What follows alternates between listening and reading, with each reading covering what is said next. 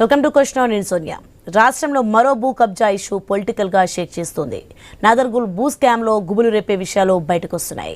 ఒక్కొక్కటిగా వేల కోట్ల భూ కబ్జాలు వెలుగు చూస్తున్నాయి. అది కూడా కోట్ల విలువైన భూములను దశాబ్దాలుగా ప్రభుత్వాలు కాపాడుకుంటూ వస్తున్నాయి. ఇప్పుడు కాంగ్రెస్ సర్కార్లోనే వాటిని మాయం చేసేందుకు భూ ఆక్రమణల పర్వం మొదలైందన్న టాక్ జోరుగా వినిపిస్తోంది.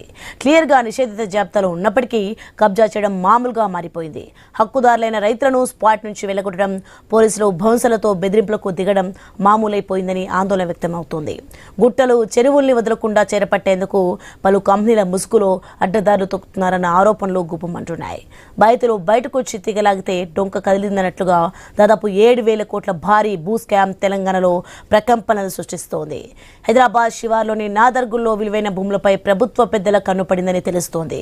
దాదాపు నడిబొడ్డున 7,000 కోట్ల ల్యాండ్ స్కామ్ కు తెర లేపారని BRS LP deputy floor leader Harish Rao సంచలన ఆరోపణలు చేశారు.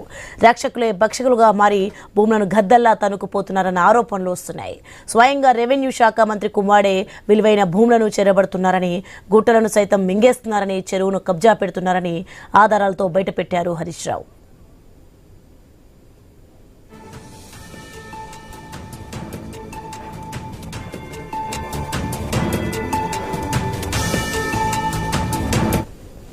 శిల్పా ఇన్ఫ్రాలో ఎవరు పార్ట్నర్లు, ఎవరు డైరెక్టర్లు అంటే సింగిరెడ్డి రమాదేవి, సింగిరెడ్డి చంద్రమోహన్ రెడ్డి, అదేవిధంగా Shilpa Raghava ventures LLP. Shilpa Raghava ventures LLP కూడా ఒక డైరెక్టర్ ఈ కంపెనీలో. దెన్ మేము శిల్పా రాఘవ ఎల్ఎల్పికి పోయినాం. ఇది శిల్పా రాఘవ ఎల్ఎల్పి. శిల్పా రాఘవ ఎల్ఎల్పికి పోయి దీంట్లో ఎవరు డైరెక్టర్లు అని తీసినాం. దీంట్లో తీస్తే ఎవరు వెళ్ళినరు అంటే పొంగిలేటి హర్షారెడ్డి, పొంగిలేటి లోహిత్ రెడ్డి, పొంగిలేటి సప్నీ రెడ్డి డైరెక్టర్. ఇంత ఇప్పుడు ఏమర్థమైంది? ఈ భూములకి ఎవరున్నారు? శిల్పా ఇన్ఫ్రా అంటే పొంగిలేటి కుటుంబ సభ్యులు ఈ నాదర్గుల్ భూముల వెనుక ఉన్నారని స్పష్టంగా బట్టబయలైపోయింది. అందుకే ఆర్డీఓ ఎందుకు కొట్టేస్తలేడు, హైడ్రా ఎందుకు స్పందిస్తలేదు అంటే రెవెన్యూ మంత్రి కుటుంబ సభ్యులే ఈ భూముల వెనుకున్నాక ఆర్డీఓ కదులుతాడా? అంటే భూములు రక్షకులే భక్షకులు అయిపోయింది. రక్షించాల్సిన రక్షకులు కబ్జాదారుల పక్షపాతం వహిస్తున్నారు, కబ్జాదారులకు కొమ్ము కాస్తున్నారు. ఇక ఓవైపు ఎస్సీ ఎస్టీలకు పట్టాల పేరిట భూసేకరణ చేయడం, మరోవైపు పారిశ్రామికవేత్తల ముసుగులో ఇంకోవైపు కబ్జాల రూపంలో కాంగ్రెస్ సర్కార్ అనేక భూ కుంభకోణాలకు పాల్పడుతున్నదన్న ఆరోపణలు వస్తున్నాయి. నాదర్గుల్లోని సర్వే నెంబర్ 613లో ఉన్న 373 ఎకరాల్లో 7,000 కోట్ల భూ స్కామ్ జరుగుతున్నదని తెలుస్తోంది. హైదరాబాద్లో చెరువులు, కుంటలు, పార్కుల సంరక్షణ లక్ష్యంగా ఏర్పడిన హైడ్రా ఎక్కడ పోయిందన్న ప్రశ్నలు వస్తున్నాయి.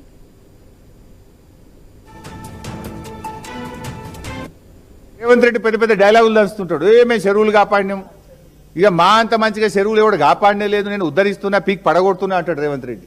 ఆ సంగతి కూడా చెప్పాలి. ఇప్పుడు ఈ 374 ఎకరాల్లో లచ్చమ్మకుంటున్నది ఒకటి. ఈ భూమి మధ్యలో లచ్చమ్మకుంటున్నది. ఈ లచ్చమ్మకుంట FTL 17 ఎకరాలు, 6 ఎకరాలు బఫర్ జోన్, అంటే మొత్తం 23 ఎకరాల చెరువు ఉన్నది. ఆ లచ్చమ్మకుంట చెరువుకు ఉండేటువంటి ఫీడర్ ఛానల్స్ అన్ని ధ్వంసం చేసారు. మొత్తం ఫీడర్, ఆ చెరువులోకి నీళ్ళు వచ్చే ఛానళ్లను, ఫీడర్ ఛానల్ను ఎక్కడికక్కడ మూసివేసిండ్రు. అయినా ఇప్పుడు ఈ నిమిషానికి పోతే కూడా లచ్చమ్మకుంట చెరువులో నీళ్లు ఉన్నాయి. వర్షపు నీరంతా అందుకే పోతుంది. ఇప్పుడు ఇయాల పోయి చూస్తే కూడా లచ్చమ్మకుంట చెరువులో నీళ్లు ఉన్నాయి. వాడు మొత్తం ఫీడర్ ఛానళ్లు బంద్ పెట్టి లచ్చమ్మకుంట చెరువులకు నీళ్లు పోకుండా చేసి ఇవాళ కబ్జా చేస్తే మరి చెరువులు కాపాడుతారని హైడ్రా కమిషనర్ రంగనాథ్ ఎందుకో కళ్ళు మూసుకున్నాడు. ఏం రంగనాథ్, నీకు చెవులు వినబడతలేవా? ఇప్పుడు నేను అడుగుతున్నా, రేపు పొద్దుగాలవా? నువ్వు పోతావా, నేను పోవాలా? నువ్వు పోకపోతే నేను పోతా రేపు పొద్దుగాల, మా ఎమ్మెల్యేలను తీసుకొని మా పార్టీ పోతుంది. ఇక ఈ మధ్యనే సీఎం రేవంత్ అసెంబ్లీలో ప్రభుత్వ భూములపై క్లారిటీ ఇచ్చారు. ఎంత పెద్దవారైనా భూ కబ్జాలకు పాల్పడితే శిక్షలు తప్పవని హెచ్చరించారు. ఇప్పటికే వట్టినాగులపల్లిలో మంత్రి పొంగులేటి ఫ్యామిలీ భూ కబ్జాలకు పాల్పడిందని బీఆర్ఎస్ పోరుబాటు పట్టింది. వట్టినాగులపల్లిలో మంత్రి పొంగులేటికి సంబంధం లేదంటూ సరిది చెప్పే సీన్లోకి వచ్చింది ఏక్యూ2 సంస్థ. అటు తర్వాత ఇప్పుడు నాదర్గుల్ స్కామ్లో మంత్రి పొంగులేటిపై గట్టిగానే పోరుకు బీఆర్ఎస్ సిద్ధమవుతోందన్న టాక్ కూడా వినిపిస్తోంది. నాదర్గుల్ భూ కబ్జాకు రేవంత్ ఏ సమాధానం ఇస్తారు? పేదల ఇళ్లను కూల్చేస్తున్న హైడ్రా ఏం చేస్తుంది? నచ్చితే నజరానా, లేదంటే జరిమానానా? పేదవాడికో న్యాయం, పెద్దడికో న్యాయమా? 373 ఎకరాల భూమిని హైడ్రా కాపాడలేదా? నాదర్గుల్ భూ కబ్జాదారులను ఎందుకు వదిలేస్తున్నారు? బీఆర్ఎస్ సర్కార్ ఉన్నప్పుడు కంపెనీలు ఎందుకు రాలేదు?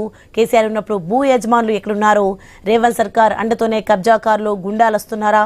మైనింగ్ డిపార్ట్మెంట్ ఏం చేస్తుంది? పేదల ఇల్లు కూల్చుతున్న హైడ్రా ఏం చేస్తుంది? కలెక్టర్ ఆర్డీఓ ఏం చేస్తున్నారు?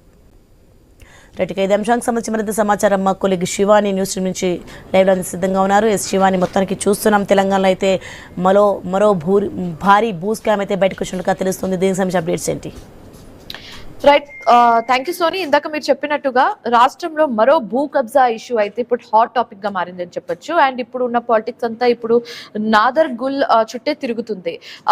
మనం చూసాం ఇన్ని రోజులు ఫ్యూ డేస్ బ్యాక్ మాజీ మంత్రి హరీష్ రావు కొన్ని కమెంట్స్ పాస్ చేయడం జరిగింది. అదేంటంటే నాదర్గూడలో భూ కబ్జా జరుగుతుంది అండ్ ఈ భూ కబ్జాకి సంబంధించి ఈ భూ కబ్జాలో మొత్తం ఇన్వాల్వ్ అయి ఉంది మంత్రి పొంగులేటి శ్రీనివాస్ కుమారుడేనని, అండ్ అక్కడ ఒక కంపెనీ కూడా ఆయన ఒక కంపెనీలో పొంగులేటి శ్రీనివాస్ కొడుకు వన్ ఆఫ్ ది డైరెక్టర్స్ గా కూడా ఉన్నారని విత్ ప్రూఫ్ హరీష్ రావు చూపించడం జరిగింది.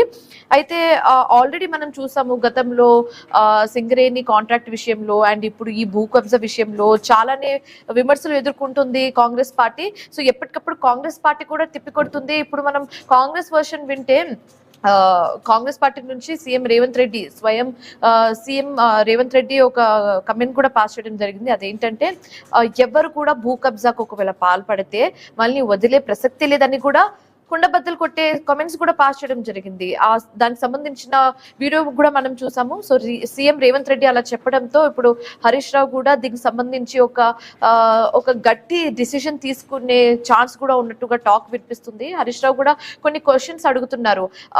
చెరువుల్ని అండ్ అలానే భూముల్ని కబ్జా కాకుండా హైడ్రా చూస్తుందని, కాంగ్రెస్ ప్రభుత్వం చూసుకుంటుందని చెప్పడమే కాదు, అలా చేసి చూపించాలి కూడా. అండ్ ఆల్రెడీ నాదర్గూడలో అలాంటి సిచ్యువేషన్ ఉన్నప్పుడు హైడ్రా ఏం చేస్తుంది, హైడ్రా ఎందుకు రావట్లేదు, ఎందుకు ప్రభుత్వం స్పందించట్లేదని ఓవైపు హరీష్ రావు గట్టిగా అడుగుతుంటే మరోవైపు సీఎం రేవంత్ రెడ్డి ఆల్రెడీ దానికి సంబంధించి ఒక కమెంట్ కూడా చేయడం జరిగింది. సో ఇక్కడ రేజ్ అవుతున్న క్వశ్చన్స్ ఏంటంటే ఇవన్నీ జరుగుతుంటే ప్రభుత్వం ఏం చేస్తుంది, మైనింగ్ డిపార్ట్మెంట్ ఏం చేస్తుంది, హైడ్రా డిపార్ట్మెంట్ ఏం చేస్తుంది, అండ్ అలాగే కలెక్టర్ ఆర్డీఓ ఏం చేస్తున్నారు అన్న క్వశ్చన్ రేజ్ అవుతుంది. అండ్ ఫర్దర్ గా ఫ్యూచర్ లో కాంగ్రెస్ పార్టీ ఈ ఇష్యూకి సంబంధించి ఎలాంటి స్టెప్ తీసుకునే అవకాశాలు ఎక్కువ కనిపిస్తుందన్న వాదన కూడా వినిపిస్తుంది. సో రైట్, ఇదే అంశానికి సంబంధించి మాట్లాడటానికి మా కరెస్పాండెంట్ స్వామి జాయిన్ అవుతున్నారు. సో స్వామి, చెప్పండి, గతంలో మనం సింగరేణి మైనింగ్ టెండర్ కి సంబంధించి ఇష్యూ గురించి మాట్లాడుకున్నాము, కానీ ఇప్పుడు అలా అంటే భూ కబ్జాకి సంబంధించి ఒక ఇష్యూ గురించి మనం ఇప్పుడు మాట్లాడుకుంటున్నాము. దీనికి సంబంధించి పూర్తి డీటెయిల్స్ ఏంటి? శివాని, రాష్ట్ర ప్రభుత్వంలో ఉన్నటువంటి రెవెన్యూ శాఖ మంత్రిగా ఉన్నటువంటి పొంగులేటి శ్రీనివాస్ రెడ్డి వరుస భూ కబ్జాలకు పాల్పడుతున్నారని చెప్పేసి నిన్న బీఆర్ఎస్ పార్టీ వైపు బీఆర్ఎస్ ఎల్పీ ఉపనేత హరీష్ రావు సంచలన ఆరోపణలు చేశారు. ఈ ఆరోపణలకు సంబంధించి పూర్తి ఆధారాలు తీసుకొచ్చి మీడియా ముందు ప్రదర్శించారు. ఒకవైపు స్థానికంగా నాదర్గూల్ భూముల స్కామ్ సంబంధించి స్థానిక మహేశ్వరం ఎమ్మెల్యే సబితా ఇంద్రారెడ్డితో పాటు నిర్వహించిన ప్రెస్ మీట్ లో దాదాపుగా 370 ఎకరాల భూమిని పొంగులేటి శ్రీనివాస్ రెడ్డి ఆయన సంబంధించినటువంటి కంపెనీలు వీటిని చెరబట్టాయి. దాదాపుగా 370 ఎకరాల్లో చాలా మంది పేదల భూములు ఉన్నాయి. వారిని వారి వ్యవసాయ భూములకు వెళ్లకుండా చుట్టూ రేకుల చెట్లు వేసి వారి వ్యవసాయం చేసుకోకుండా అడ్డుకుంటున్నారు. వారిని బలవంతంగా 5 లక్షలకు 10 లక్షలకు భూములు అమ్మాలని చెప్పేసి ఇబ్బంది పెడుతున్నారని చెప్పేసి కూడా ఆయన ఆరోపించారు. గతంలో వట్టినాగులపల్లి భూముల విషయంలో సతీష్ షా భూములకు సంబంధించిన విషయంలో రీసెంట్ గానే అసెంబ్లీ సమావేశం జరుగుతున్న సందర్భంగా బయట పెట్టినటువంటి హరీష్ రావు ఇప్పుడు మరొక కొత్త భూ స్కామ్ సంబంధించి బయటకు తీసుకొచ్చారు. అసెంబ్లీ సమావేశం జరుగుతున్న సమయంలో ఇటు ఎంఈఎల్ కంపెనీ, శిల్పా వెంచర్స్ సంబంధించిన 2 కంపెనీలు దీన్ని డెవలప్ చేస్తున్నట్టుగా బోర్డు పెట్టారు. ఒకవైపు అసెంబ్లీలో మేము దీన్ని లేవనెత్తిన తర్వాత బోర్డులు మార్చేసి దానికి ప్రింట్ వేశారు. గతంలో మేము సేమ్ ఇదే విధంగా రాఘవ కన్స్ట్రక్షన్ సంబంధించి క్రషర్ యూనిట్ల వద్ద వెళ్ళినప్పుడు కూడా ఇదే విధంగా మేము ఆ ఇష్యూను హైలైట్ చేసిన తర్వాత వాటిని వైపు మార్చే ప్రయత్నం చేశారని చెప్పేసి కూడా ఆయన ఆరోపించారు. మొత్తానికి గతంలో 1970 కూడా సాగు చేసుకుంటున్నటువంటి దళితులు, బీసీలు అనేక మంది కూడా అక్కడ సాగు చేసుకుంటున్నారు. శివరాజ్ బహదూర్ ఆయన వ్యక్తికి సంబంధించిన భూముల పేరుతో దీన్ని 3 సంవత్సరాలు కొనుగోలు చేసినట్టుగా కూడా డ్రామాలు ఆడుతున్నాయి. ఒకవైపు ఆర్డీఓ విధి ప్రభుత్వ భూములు అని చెప్పేసి ఇప్పటికే డిక్లేర్ చేశారు. స్థానికంగా వీటి హైకోర్టులో ఒకవైపు సింగిల్ బెంచ్ కావచ్చు, డివిజన్ బెంచ్ పూర్తిగా ప్రభుత్వ భూములు అని చెప్పేసి ఇప్పటికే ఒకవైపు గుర్తించాయి. సుప్రీంకోర్టు గతంలో శివరాజ్ బహదూర్ సంబంధించినటువంటి భూముల వ్యవహారంలో కుటుంబానికి సంబంధించిన చెప్పిన భూముల విషయంలో ఆయన దీనికి సంబంధించి ల్యాండ్ సీలింగ్ యాక్ట్ ప్రకారం దాన్ని డిక్లేర్ చేయలేదు. డిక్లేర్ చేయని ప్రాపర్టీ గారి మిగిలిపోయింది. డిక్లేర్ చేయకుండా దాన్ని ప్రైవేట్ వ్యక్తులకు అమ్మి వాటిని క్లెయిమ్ చేసుకోవాలని చూస్తున్నారని చెప్పేసి కూడా ఆరోపించారు. మొత్తానికైతే 300 ఎకరాల భూమిలో ఇప్పుడు నాగర్గుల్ భూముల విషయంలో రాష్ట్ర రెవెన్యూ శాఖ మంత్రిగా ఉన్నటువంటి పొంగులేటి శ్రీనివాసరెడ్డి పైన ప్రధానంగా వెలెత్తి చూపుతున్నారు. అసిస్టెంట్ డైరెక్టర్ గా ఉన్నటువంటి కంపెనీలన్నీ కూడా ఇందులో ఇన్వాల్వ్ అయ్యాయి. తర్వాత మేము దీని ఇష్యూని రైజ్ చేసిన తర్వాత బోర్డులు మార్చేశారు. ఇప్పుడు ఏక్యూ ప్రాపర్టీ వెంచర్స్ పేరు తోటి మళ్ళీ తెరపై తీసుకొచ్చారని చెప్పేసి కూడా ఆయన ఆరోపణ చేయడం జరిగింది. మొత్తానికైతే వరుసగా ఈ భూకుంభకోణాలకు సంబంధించిన విషయంలో ముఖ్యమంత్రి స్వామి అయితే ఈ ఇష్యూలో డైరెక్ట్ గా ఇండైరెక్ట్ గా పొంగులేటి శ్రీనివాస్ అయితే ఇన్వాల్వ్ అవ్వడం మనం చూస్తున్నాం. అంటే ఆయన మీదే ప్రధాన ఆరోపణలు ఉన్నాయి కాబట్టి సో ఆయన ఈ ఇష్యూకి సంబంధించి ఏమైనా రెస్పాండ్ అవ్వడం జరిగిందా? అంటే ఇప్పటివరకైతే పొంగులేటి శ్రీనివాసరెడ్డి ఎక్కడ కూడా మాట్లాడలేదు. ఆయన చెప్తున్నటువంటి ఇష్యూస్ ఏదైతే మేము ఇక్కడ కూడా బాహటంగా ఉన్నాం. వినాయకపల్లి భూముల విషయంలో కావచ్చు, అసెంబ్లీలో పెద్ద ఎత్తున కూడా అధికార ప్రతిపక్షాల మధ్య మాట్లాడుతుంటారు. పోయిన సందర్భంగా కూడా ఎప్పుడు ఆయన మాట్లాడలేదు. ముఖ్యమంత్రి రేవంత్ రెడ్డి కల్పించుకొని 2014 నుంచి ఇప్పటివరకు జరిగినటువంటి ఈ క్రషర్కి సంబంధించినటువంటి ఏదైతే అక్రమాలకు పాల్పడ్డారో వాటిపైన సిబిసిఐడి ఎంక్వైరీ వేస్తామని చెప్పి సీఎం ప్రకటించారు తప్ప ఎక్కడ కూడా రెవెన్యూ శాఖ మంత్రిగా ఉన్నటువంటి పొంగులేటి శ్రీనివాసరెడ్డి బాహటంగా స్పందించట్లేదు. ఆయన కేవలం కేరళ ఎలక్షన్ ప్రచారంలో బిజీగా ఉన్నారు. అక్కడే ఆయన ప్రచారంలో పాల్గొంటూ ఉన్నారు. ఇక్కడ మాత్రం ఆయన ఒకవైపు రెవెన్యూ శాఖ మంత్రిగా ఉంటూ గతంలో తెలంగాణలో వైపు బీఆర్ఎస్ సర్కారు దిగిపోయి నాటికి 2023 నాటికి 20-25 లక్షల ఎకరాలు వైపు ప్రభుత్వం వైపు దీనికి సంబంధించి నిషేధిత జాబితాలో పెట్టినటువంటి భూమిని ఇప్పుడు కాస్త 1 కోటి ఎకరాలకు పెంచారు. వాటిలో అక్రమ ట్రాన్సాక్షన్ జరుగుతున్నాయి. వాటి మధ్య లావాదేవీలు చూసిన వారికే వాటిని తిరిగి చేస్తున్నారని చెప్పేసి ఆరోపిస్తారు. ఇప్పుడు ఈ ఒక్క స్కామే కాదు, రానున్న రోజుల్లో మరిన్ని స్కామ్లు కూడా బయట పెడతాం. వీళ్ళు వరుసగా వందలాది ఎకరాలను చిరబడుతున్నారని చెప్పేసి కూడా బీఆర్ఎస్ ఎల్పీ ఉపనేత హరీష్ రావు ఆరోపిస్తున్నారు. Shivani. Okay, thank you so much Swamy. So మీ ఇన్పుట్ ఇచ్చినందుకు. సో మూవింగ్ ఆన్, ఇదే అంశానికి సంబంధించి మాట్లాడడానికి మనతో పాటు జాయిన్ అవుతున్నారు శివకుమార్ గారు, కాంగ్రెస్ లీడర్, అండ్ అలాగే యాదగిరి గారు, బీఆర్ఎస్ లీడర్. వాళ్ళిద్దరితో మాట్లాడే ప్రయత్నం అయితే చేద్దాం. సో గుడ్ ఆఫ్టర్నూన్ అండి. ముందుగా శివకుమార్ గారు మీరు చెప్పండి, మొత్తానికైతే 7,000 కోట్ల భూ కబ్జా జరిగిందన్న ఒక విషయాన్ని హరీష్ రావు విత్ ఎవిడెన్స్ చెప్పడం మనం చూస్తున్నాము. మాజీ మంత్రి హరీష్ రావు ఎవిడెన్స్ తో వచ్చారు, మాట్లాడారు కూడా. సో దీనికి సంబంధించి ఆల్రెడీ సీఎం రేవంత్ రెడ్డి కూడా చెప్పడం జరిగింది, ఒకవేళ కబ్జా జరిగితే ఎవరినైనా కూడా వదిలే ప్రసక్తి లేదని కూడా చెప్పడం జరిగింది. సో ఈ ఆరోపణలన్నీ నిజమని మీరు అనుకుంటున్నారా? మీ ఒపీనియన్ లో ఏంటి?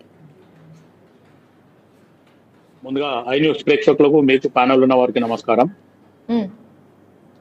మొత్తానికి ఇదేదైతే నాగర్దుల్ భూములు ఈ రోజు హరీష్ రావు ఏదైతే కళ్ళు తెరుచుకున్న సమయానికి ముందే ఈరోజు తొలి వెలుగు రఘు అక్కడ వెళ్ళి మొత్తం ఈ డీటెయిల్స్ అంతా వీడియో చేసి ఈ భూములు ఎవరి పేరు మీద వచ్చినాయి అనేది 4-5 రోజుల కిందనే ఆయన మొత్తం డీటెయిల్స్ పెట్టడం జరిగింది తొలి వెలుగు రఘు ఆయన యూట్యూబ్ ఛానల్లో. ఇది రెండోసారి పెట్టడము. దాన్ని ఆదర్శంగా తీసుకొని ఈ రోజు హరీష్ మాట్లాడదాం. ఫస్ట్ మీరు చెప్పండి, ఆల్రెడీ ఇలా ఆరోపణలు ఉన్నారు కాబట్టి దీనికి సంబంధించి పొంగులేటి శ్రీనివాస్ కూడా ఇప్పటి వరకు స్పందించకపోవడం అనేది కూడా మనం ఆలోచించాల్సిన విషయం అండి. సో దీని గురించి ఏమంటారు మీరు? అదే నేను ఏం చెప్తున్నా అంటే, హరీష్ రావు ఈ రోజు కళ్ళు తెరుచుకుంటూ హరీష్ రావు ఒకటి మర్చిపోయిండు. పొంగులేటి శ్రీనివాసరెడ్డి 2.5 సంవత్సరాల ముందు ఏ పార్టీలు ఉన్నారు, ఆయన అప్పుడు చేసినప్పుడు ఇదంతా ఎప్పుడు సేకరణ జరిగింది? టిఆర్ఎస్ బిఆర్ఎస్ ప్రభుత్వం ఉన్నప్పుడు సేకరణ జరిగినప్పుడు మరి వీళ్ళు అప్పుడు స్పందించకుండా ఇప్పుడు కాంగ్రెస్ పార్టీ అధికారంలోకి వచ్చినాక పొంగులేటి శ్రీనివాసరెడ్డి ఈ రోజు కాంగ్రెస్ లోకి వచ్చినాడు అనే రకంగా వీళ్ళు మాట్లాడుతున్నారు. ఈ రోజు గతంలో టిఆర్ఎస్ బిఆర్ఎస్ అధికారంలోకి వచ్చిన తర్వాత చుట్టుపక్కల ఉన్న భూములన్నీ బకాసురుల్లాగా వీళ్ళు మింగినప్పుడు ఏం లేదా? ఈ రోజు అసెంబ్లీలో ఇదే మాట మాట్లాడినప్పుడు ముఖ్యమంత్రి రేవంత్ రెడ్డి ఓపెన్ గా చెప్పిండు ఎవరిని కాదండి. ఓకే, గతంలో పొంగులేటి శ్రీనివాస్ ఏ పార్టీలో ఉన్నారని పక్కన పెట్టేస్తే ఇప్పుడు ఉన్నది మాత్రం కాంగ్రెస్ పార్టీలో కాబట్టి ఇప్పుడు ఎదుర్కొంటున్న ఆరోపణలు కూడా ఇప్పుడు కాంగ్రెస్ పార్టీలో ఉన్నప్పుడు జరుగుతుంది కాబట్టి ఇప్పుడు గురించి మాట్లాడితే ఇప్పుడు ఈ సిచ్యువేషన్ గురించి మాట్లాడితే నేను అదే చెప్తున్నాను. ఎందుకంటే మీ దగ్గర ఉన్నప్పుడు ఆయన ఎన్ని దాచుకున్నా మీకు సంబంధం లేదు, మా మనిషి అని గమనున్నాడు. ఈ రోజు ఆయన పార్టీ మారినాక ఇప్పుడు ఈ 2.5 సంవత్సరాల మీకు ఎందుకు గుర్తొస్తుందని నేను ప్రశ్న హరీష్ రావుకి సూటిగా. అంటే ఇప్పటికీ ఆయన కంటిన్యూ చేస్తున్నారా? అంటే గతంలో కాంగ్రెస్ పార్టీలో ఉన్నప్పుడు గతంలో బీఆర్ఎస్ పార్టీలో ఉన్నప్పుడు ఒకవేళ ఇచ్చేస్తే అది ఇంకా కంటిన్యూ చేస్తున్నారన్నట్టుగా మీరు అనుకుంటున్నారా? బీఆర్ఎస్ లో అది కేటాయింపులు జరిగినాయి. దాంట్లో Megha Krishna Reddy, Mega engineering works, Shilpa infra, తర్వాత ఎంఐఎం 3 సంస్థలు అక్కడ కలిసి ఇదంతా సేకరణ చేసింది అనేది మాకు కూడా వివరాలు ఉన్నాయి. దీని మీద ఖచ్చితంగా చర్యలు తీసుకుంటాం. వాళ్ళు ఎవరన్నా ఉండని, ఆ పొంగిరెడ్డి శ్రీనివాసరెడ్డి ఉండని, ఇంకెవరన్నా ఉండని, అది ఖచ్చితంగా ప్రూవ్ అయిన రోజు ఖచ్చితంగా వాళ్ళ మీద చర్యలు తీసుకుంటామని ముఖ్యమంత్రి రేవంత్ రెడ్డి గారు కూడా చెప్పిండు. ఇంకోటి ఏంటంటే ముఖ్యంగా దళితుల భూములు లేకపోతే మిగతా వీళ్ళ భూములే వీళ్ళకి దొరుకుతున్నాయి. అడ్డికి పావుసేరుగా ఒక 5 లక్షలు 6 లక్షల రూపాయలలో వాళ్ళని ఇచ్చి ఎలగొట్టడం అంటే ఎంత దారుణము. వాళ్ళు అక్కడ సాగు భూమి, అది కనీసం ఆలోచించాలి. మాట్లాడదాం శివకుమార్ గారు. సో ఈ యాదగిరి గారు మీరు చెప్పండి, ఇప్పుడు మొత్తానికైతే 7,000 కోట్ల భూ కబ్జా జరిగిందన్న వాదన అయితే మాజీ మంత్రి హరీష్ రావు తెర మీదకి తీసుకురావడం జరిగింది. దానికి సంబంధించిన స్టేట్మెంట్స్ కూడా మనం చూసాము. సో ఇదే నేపథ్యంలోనే చాలా క్వశ్చన్స్ రేజ్ అవుతున్నాయి. ఆర్డీఓ ఏం చేస్తున్నారు, మైనింగ్ డిపార్ట్మెంట్ ఏం చేస్తుంది, హైడ్రా అంటే ఇంత ఎలాంటి ఒక చిన్న సెంటు భూమి కూడా అసలు ఏ విధంగా కూడా కబ్జా కాకూడదన్న ఆలోచనతో ఉండే హైడ్రా కూడా ఇప్పుడు ఎందుకు ముందుకు రావట్లేదన్న వాదన కూడా తెర మీదకి వస్తుంది. సో ఏం చెప్పాలనుకుంటున్నారు మీరు?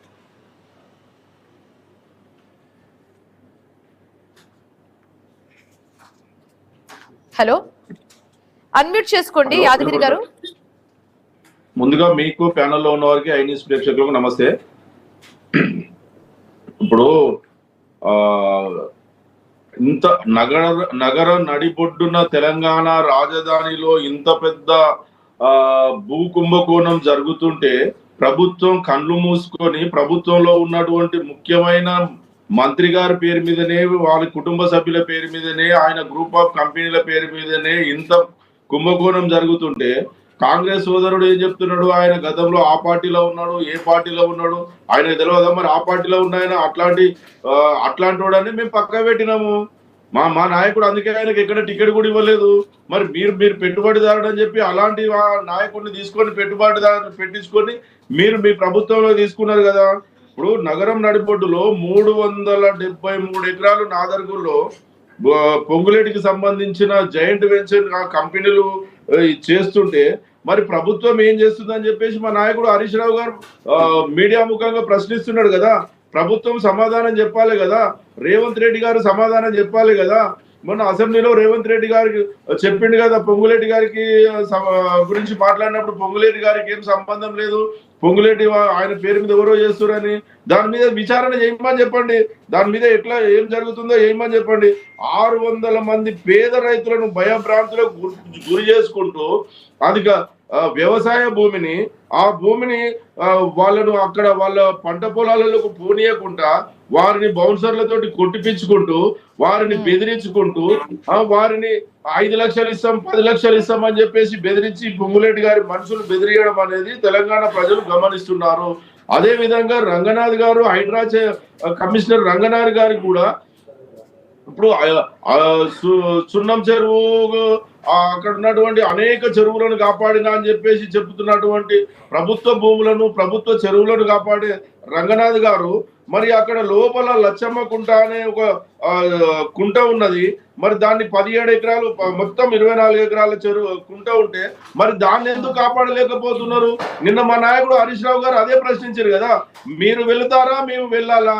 మీకు ఇంత హైదరాబాద్ లో ఎక్కడ ఏ కబ్జా జరిగినా కూడా ప్రభుత్వ భూములు కాపాడే మీరు మరి ఎందుకు దీన్ని కాపాడలేకపోతున్నారు? మీరు ఎవరి కోసం మీరు కాపాడలేకపోతున్నారు?